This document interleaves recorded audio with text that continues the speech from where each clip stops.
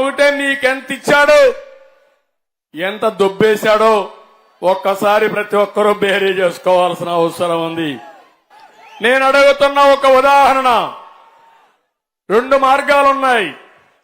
మీ మీద డబ్బులు దొబ్బేయడం ఒకటి ఉంది, మీకు ఇచ్చింది ఒకటి ఉంది. దొబ్బేసిన దాన్ని ఒక లెక్క కడదాం, ఇచ్చిన దాన్ని ఒక లెక్క కడదాం. ఈ 2 కూడా బేరీ చేద్దాం.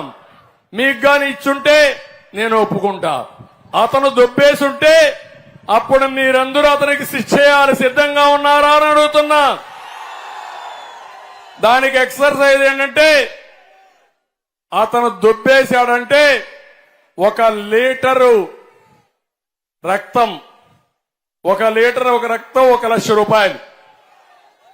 అంటే 1 లీటర్ రక్తం ఈక్వల్ టు 1 లక్ష రూపాయలు. మీకు ఇచ్చిన డబ్బులుంటే 1 పువ్వు అంటే 1 లక్ష రూపాయలు. ఈ 2 లెక్కేయండి. మీకు ఇచ్చిందెంత, దొబ్బేసిందెంత, ఈ 2 లెక్కేసుకుని అప్పుడు వస్తే ఎవరొచ్చినా నువ్వేమిచ్చమ్మా, ఆడబిడ్డలున్నారు. నేను ఎప్పుడు చెప్పేవాడిని, ఎవరు ఎన్ని చెప్పినా బెస్ట్ ఫైనాన్స్ మినిస్టర్స్, భారతదేశానికి ఫైనాన్స్ మినిస్టర్ నిర్మలా సీతారామన్ కంటే తెలివైన వాళ్ళు మా ఆడబిడ్డలు.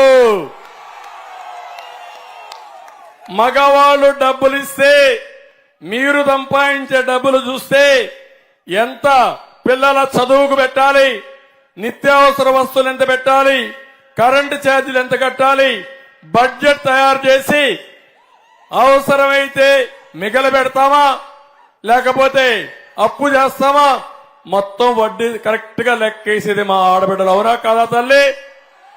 ఇప్పుడు మీరు లెక్కేయాలి. మీ ఇంట్లో మగవాళ్ళు కూర్చొని పెట్టాలి. మొత్తం మీ ఇంట్లో నేను చెప్పిన లెక్కలన్నీ వేయండి. మొట్టమొదటిది మందు. ఏం తమ్ముళ్ళు, మందు బాబులు ఉన్నారు ఇక్కడ? ఉన్నారా లేదా? ఏమమ్మా మీ ఇంట్లో ఉంటే తాగేవాళ్ళు ఉంటే లెక్కేయండి.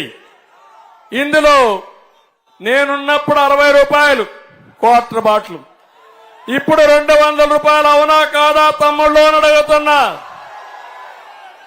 అది కూడా నాసి రకం. అది తాగితే అనారోగ్యం, మళ్ళా హాస్పిటల్ ఖర్చులు అవుతాయి. లెక్కేసి 1 రోజుకు 140 రూపాయలు చొప్పున నెలకు సంవత్సరానికి ఎంత అవుతుందో మీరు లెక్కేయండి. 5 ఏళ్లలో మీకు ఎంత భారం పడింది లెక్కేయండి. 140 30 రోజులు 12 నెలలు 5 సంవత్సరాలు. నేను లెక్కేస్తే మీకు బొక్క ఇతను దొబ్బేసేది 2,50,000 రూపాయలు. అవసరమైతే మీరు కాగితం మీద పెట్టండి.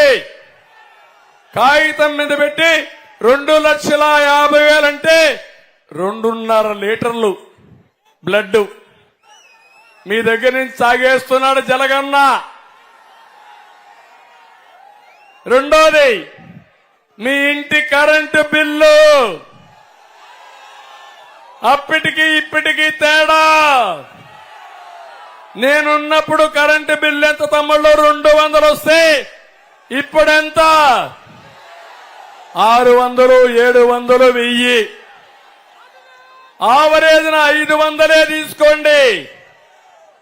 500 తీసుకుంటే 500 ఇంటూ 12 ఇంటూ 5 లెక్కేసుకుంటే ఇది వాడకం బట్టి 30,000 నుంచి ఇంకా పైకి వెళ్ళిపోతుంది.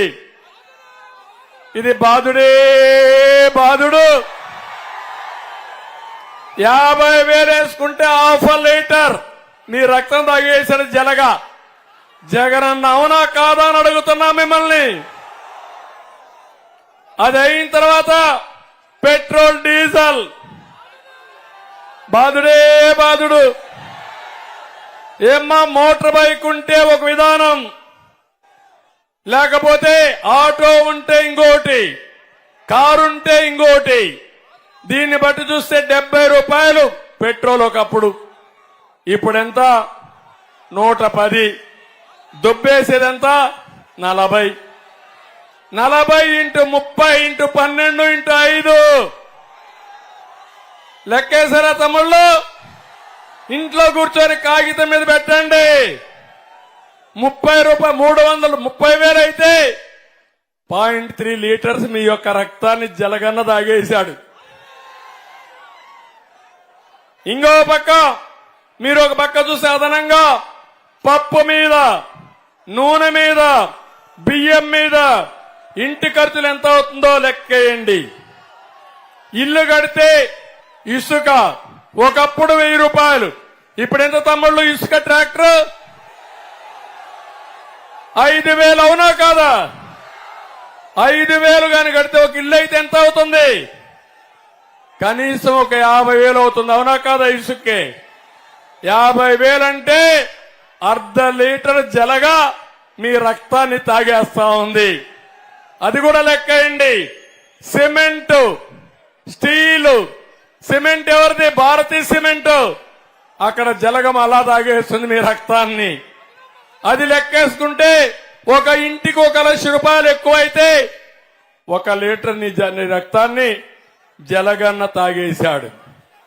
ఈ విధంగా మీరు చూసుకుంటే 5 లక్షలుగా అదనంగా నీ కుటుంబం ఖర్చు పెడితే 5 లీటర్ల రక్తాన్ని మీ రక్తాన్ని తాగాడు, అవునా కాదా అని అడుగుతున్నా మిమ్మల్ని. చెత్త మీద పన్నేశాడా లేదా? వృత్తి పన్నేశాడా లేదా? రిజిస్ట్రేషన్ ఛార్జెస్ పెంచాడా లేదా? అన్ని లెక్కేయండి. మీ మీద ప్రేమ ఉండి ఇవ్వడం లేదు, మిమ్మల్ని అందరినీ కూడా ఇచ్చేసి ఇచ్చే పరిస్థితికి వచ్చాడు.